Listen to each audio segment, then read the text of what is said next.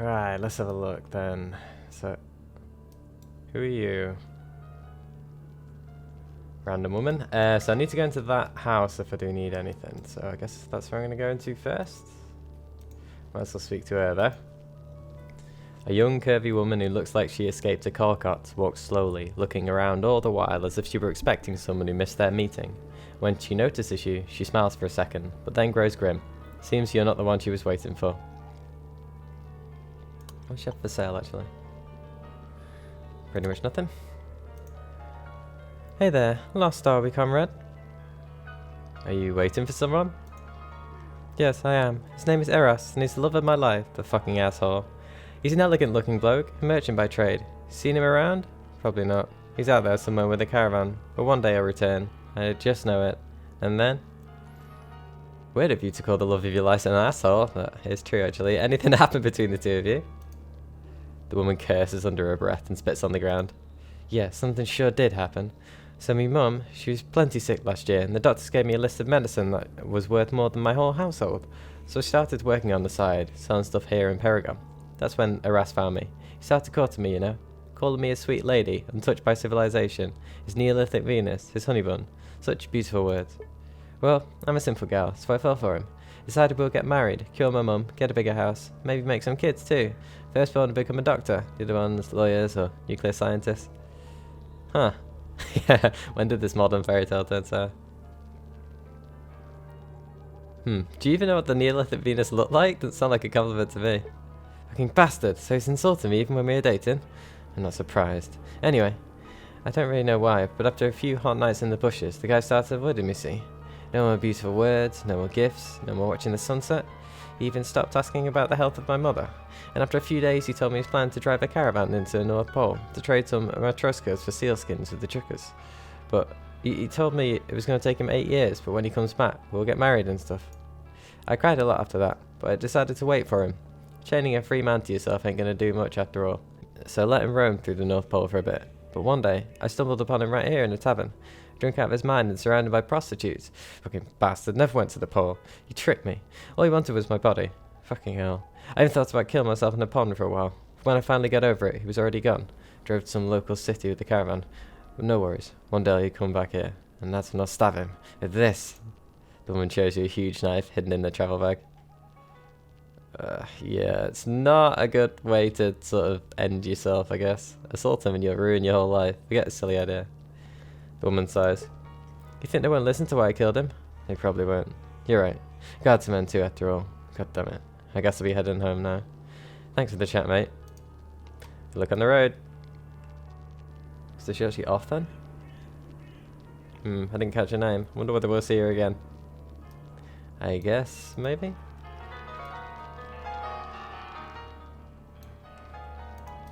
Right, so let's speak to this guy then. A middle-aged official is engrossed in filling in some boring document. He uses an old-fashioned quill that he dips in a makeshift inkwell. Only after he finishes another paragraph does he raise his myopic eyes at you. Yes, can I help you? Are you the one responsible for the passes? The man clears his throat, puts the quill in a small plastic glass and closes the inkwell with the jar lid. Yes, you're talking to the right man. I'm Philip Petrovich, the head of the pass service. Are you familiar with our prices? I feel if I say no, he's going to just charge a random amount. Should I say yes? Yes. Right, how many passes do you need? Forgotten how much are they? God damn it, I couldn't just say 3 and then I've forgotten how much are they? 1 pass is 30 rubles. You can get 5 passes for 150. And 10 passes, you might have guessed, yourself, are 300. We only sell them in such batches. Why in these batches? Can I only use them once? The official looks at you with mild reproach. To facilitate paperwork. Why else? If I get 1 ticket, does that allow my comrades to come in as well? I mean, it won't really matter too much, I guess, but...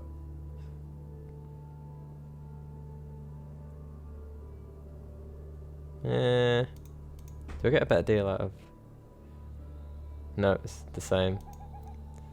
I'll be a month. I mean, there's no real reason to buy them in bulk anyway. Yeah, give me 1 ticket. You give the money to Philip Petrovich, who hides it in his desk. After that, he extracts a paper from a pile of forms and starts filling it in. At last, a final touch with the blotting paper, and with a satisfied grunt, the official takes a pass from the unassuming box. Here you go. Thank you. Same subject. The middle-aged man lowers his head a bit with a look of polite interest on his face, but it's clear he only wants one thing, to be left alone and concentrate on his work. So I'm sure he wants to be involved in a few questions. Is issuing passes all your job involves? No, it's an additional responsibility. My primary task is registering the goods from imported to Paragon. And can I ask a couple of questions? I'm very busy. If you have some business, then yes, sure. If you're guided by curiosity, I'm afraid I don't have time for idle talk. And his friend over here. Can't remember whether there's anything else. A young mustached man is filling in some form turned yellow with age. He's so engrossed in the process of He's so engrossed in the process, the tip of his tongue sticks out and sweat covers his pale forehead. As he senses your approach, he stops writing and gives you a questioning look. What are you working on? The man lifts his eyes at you and smooths out his dashing mustache. Apparently he's warmed up to you. Running payroll calculations for mercenaries, Wolves of Paragon, Steel Shield, all these guys. Haven't met the Steel Shield I don't think yet, but I've met the Wolves of Paragon. But you have your own guards, what do you need mercenaries for? The man leans back in his chair and closes his eyes, tired. Different gangs have been attacking our area recently. They rob merchants and scare people. We're in constant tension. For example, the infamous gang of Sanya the Earcutter. They're quite recent, but have made quite the fuss already. They know no mercy, not even for women and kids who go with the caravan. They slaughter everyone. Some robbers sell them as slaves, but it looks as if this particular gang wants to kill every single person who has ties with Paragon.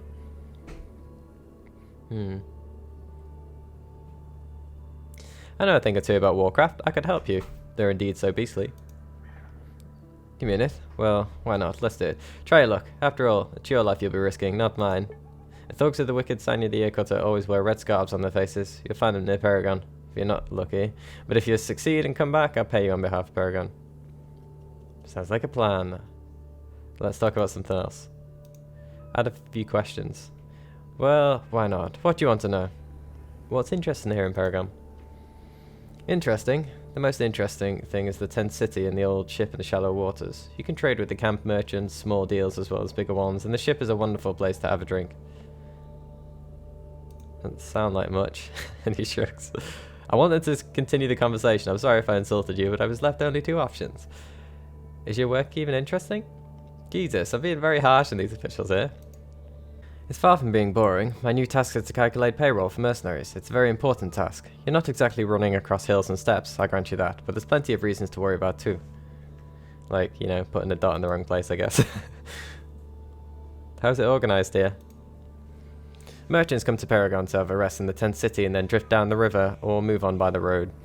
The river is easier, but you have to pay the raptors. On the road, well, you must know yourself what it's like travelling down our roads.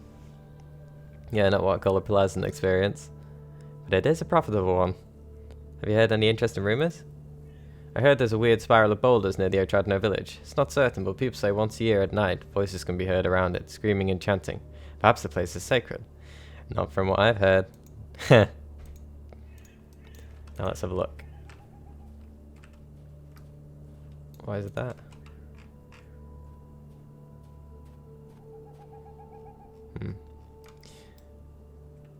Quite a few people, even on the outside. I know those are like fuel things, but I always think they're like nuclear silos. Might as well go from left to right though.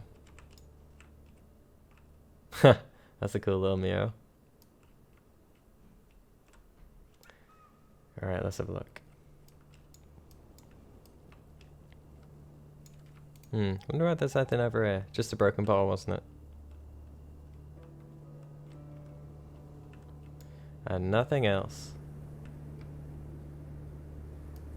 Yeah, it doesn't look like it.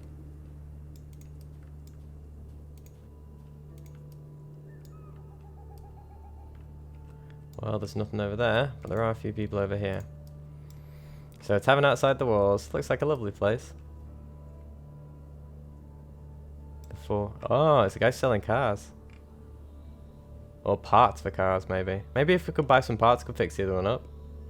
Interesting. Wait, is that a tiny car? Yeah, he's got a model.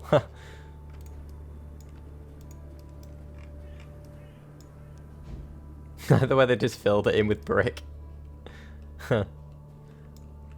Looks cozy.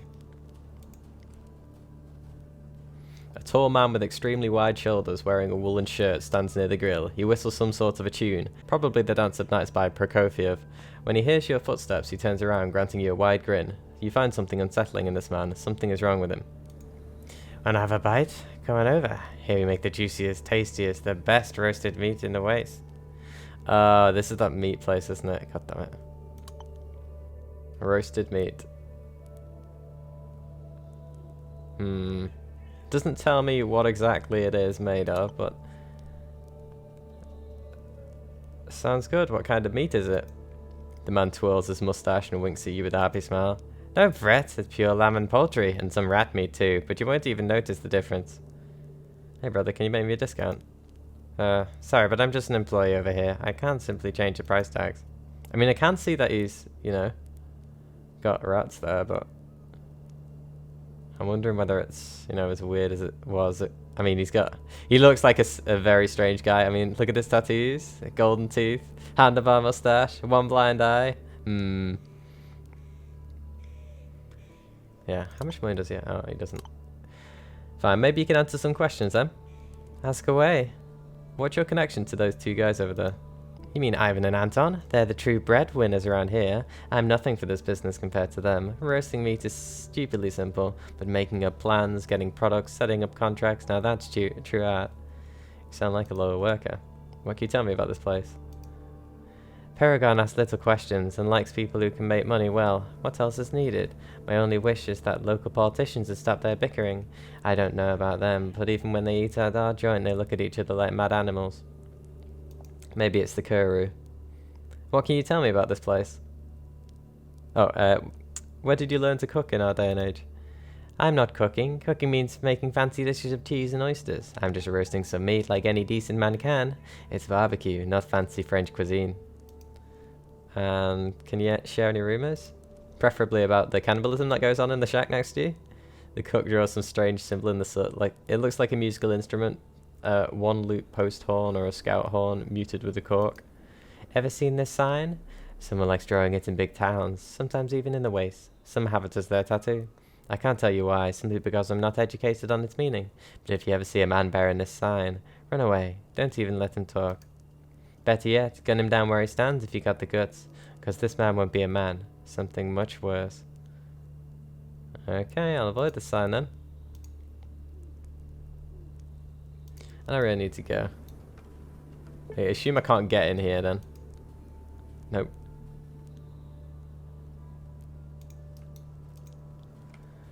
A short, thin fellow slowly turns his head towards you and offers an empty stare. Without looking at you any further, he drones in a monotone voice. How much? How much of what? The man shrugs and glares at you as if he sees you for the first time. How many portions of meat do you want, or you're not here for the meat? Depends. 80. Do I have anything for 80 rubles? Oh, that's my pass, isn't it? Nope, just here for a chat. I hope you have nothing against it. Let's talk, more business. I'm calculating. What's your name? I'm Anton Uchvatkin. Me and my buddy are the owners of this joint. No place better if you're hungry. And do you have a name? Yes, I'm Igor. Senior Yegora. Close. Maxim Kliski. Peter Patruvok, the prodigious plumber. I'm Igor. Now go and buy something so I could tell everyone that Igor ate at our place. Maybe later. What are you doing here? The man turns to you and you notice his eyes are bloodshot. I'm keeping the books in this place, right in my very own head. My partner's more of a salesman. He got the smiles and the charisma. I, on the other hand, use my amazing memory to save us from having paperwork. In our business, every single written document is a liability. And what can you tell me about this place? Most local gourmets have the cash to buy our products. That's good. That's why I like Paragon. What I don't like is its politics, former or future ones. And any rumours? We once had this guy dining at our place, some big shot from the ship. Cost you the face. No, cost the yob then. An ant ran across his table at one moment. Not a mimic, just an average old ant. The guy almost opened fire on it. I'm just glad the other guests were higher rank, so they calmed him down. People say he has deadly allergies to all the creepy crawlers. Flying insects too, I think, like bees or wasps. The man actually wears his socks over his pants. What?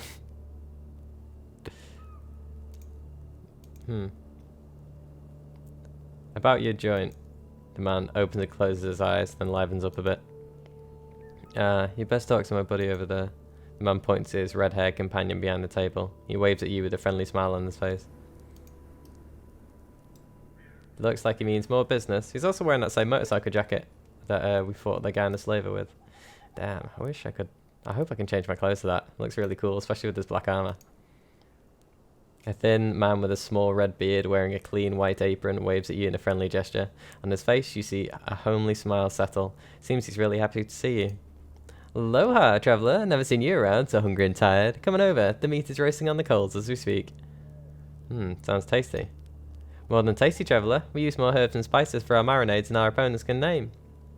Our goal is to give you the best possible food there is. A client who ate a delicious dish is sure to come back for more. Nice speech, but can we first talk for a bit? I love talking. What would you like to ask? Care to tell me about yourself? What's there to tell? I worked in a restaurant all of my childhood days. I brought people their food, I helped with the cooking, and then the bombs hit. What can you do? But a person who had a habit of eating good meals won't eat bugs and stale crackers for the rest of his life. So me and Anton here got together and opened the best darn meat roasting joint in the Waste. A success story, definitely. And how long have you been in business? My town of birth, Molochovsk on Amur, was still burning when I started to fan the flames in my first barbecue. Since then, I travelled a lot. Finally sprouted my roots here in Paragon. Oh, what a place to live. And what are your thoughts on Paragon? Paragon is this. The man gives a happy thumbs up. There are scandals and problems all around, but even the people that hate one another agree on one thing. Ivan Kirdayev, that's me, has the best damn meat in the land, and it's worth to forget all the feuds, at least for the time you're eating your meal. Sounds good. And any good rumours from your clients? The man smiles mysteriously and winks at you. Sorry, but what goes on in my shack stays in my shack, like they say. Although I did hear a funny rumour whilst I was fetching an order for meat nearby. They say there's this society in the Waste that's obsessed over Lenin. They're trying to save one of Lenin's statues from some guys who plan to melt it for scrap metal. Its members dress in old military garb and speak really weirdly. Oh, I'd love to meet a strange guy like that.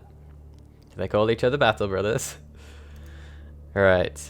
About your joint. What about it?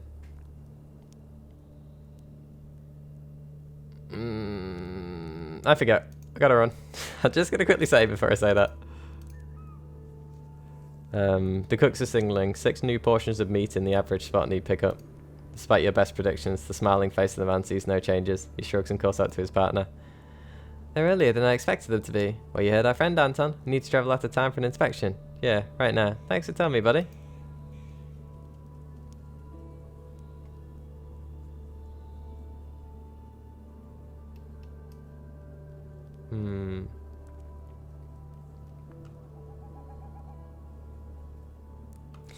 I don't have a good feeling about this, but I don't see anyone else around. Let's do a quick proper save. I should have done an actual save rather than a quick save, but oh well. Why would they leave it? Alright. Oh, can you just open it now? Oh. Oh shit. Oh, it's a brass bull as well. Oh, that's got all kinds of fucked up. I knew I should have reloaded. Fuck.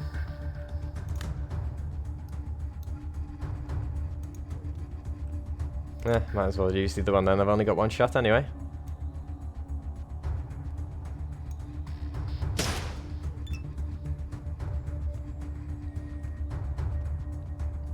Oof, that could have been dodgy.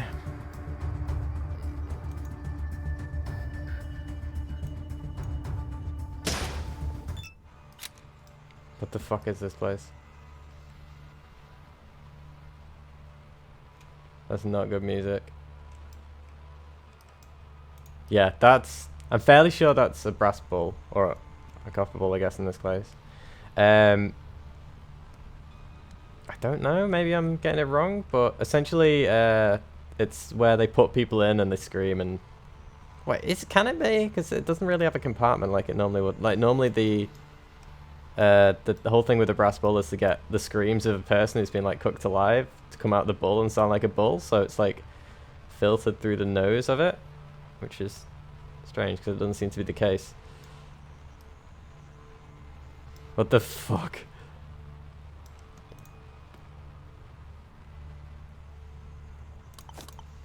Alright, let's see what else is in here. Oh, Jesus. Well, Postman was right.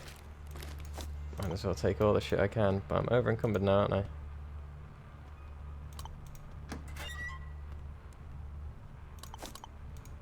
How badly over encumbered, that's the question.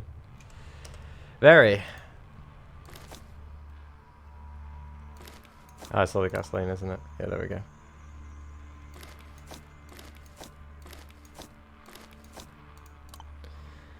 Can always come back for this. Well, this is very concerning. Quality zip gun.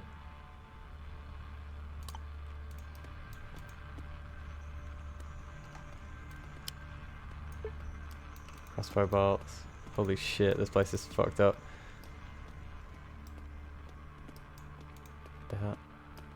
Oh, that's what those are. Eesh, the spiky one does not look fun.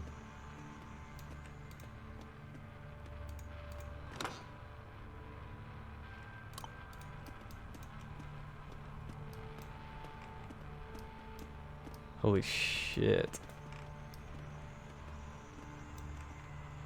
Hell, is that symbol? It's like a fist with... Ooh, I'm gonna take that now. Yeah, what if I ask them...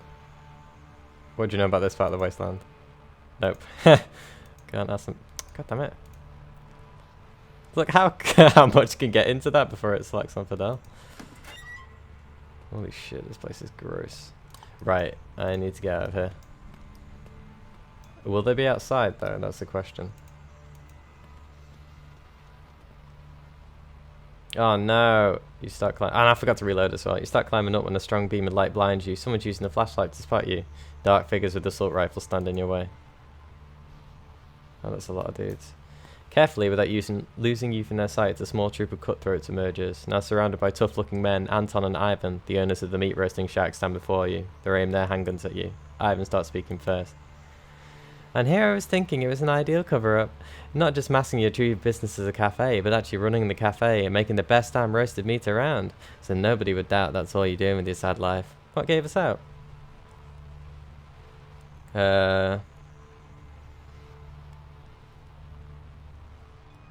What do you mean? I didn't see nothing. Yeah, Ivan. That was the letter you sent to your pal in Krasnoye. And I'll have to make the cipher stronger next time. Thanks. Bye now. You freaks will never get away with this.